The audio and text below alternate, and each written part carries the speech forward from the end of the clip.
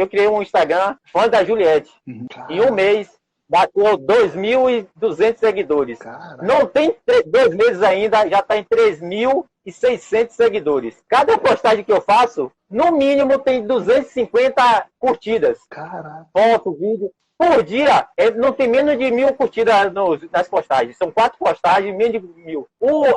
A impressão dele já está em 900 mil. Quase 500 mil impressões no mês. Isso no mês. E não tem 2 meses. Só que estou pegando o gancho de como fazer isso pelos rios. Que eu disse, eu vou fazer o Instagram do cachorro para provar vocês que funciona. Meu cachorro tem 2.700 seguidores. Aí quem administra o Instagram do meu cachorro, do cachorro agora, é meu Pipoca 10, é minha filha de 10 anos. O meu cliente, o cacheiro, foi o primeiro, então eu botei aqui. O do projeto, agora o de sempre.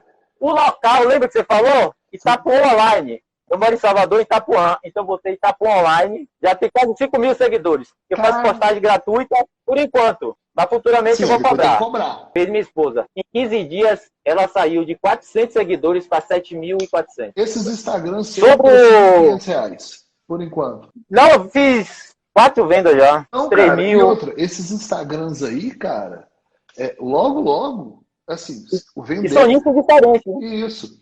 É assim, você vendeu vida de Instagram e é maravilhoso, que é 500 pau, vai vender de forma absurda. Mas fazendo public post também, cara. Não é? Vou fazer. E eu tô tomando conta de Instagram das pessoas, já estão me pagando. Eu tenho uma renda por isso também, isso, né? Eu aprendi, então eu tomo conta do Instagram das pessoas. Como eu já sei fazer post, por trabalhar com vídeo, eu vendo posts também. Se a pessoa quiser, se eu faço vender 20 posts no mês. A pessoa me paga, eu preparo os 20 posts e entrego a ela. Que do caralho. Vai montar uma agência, mano. Tô levando a família.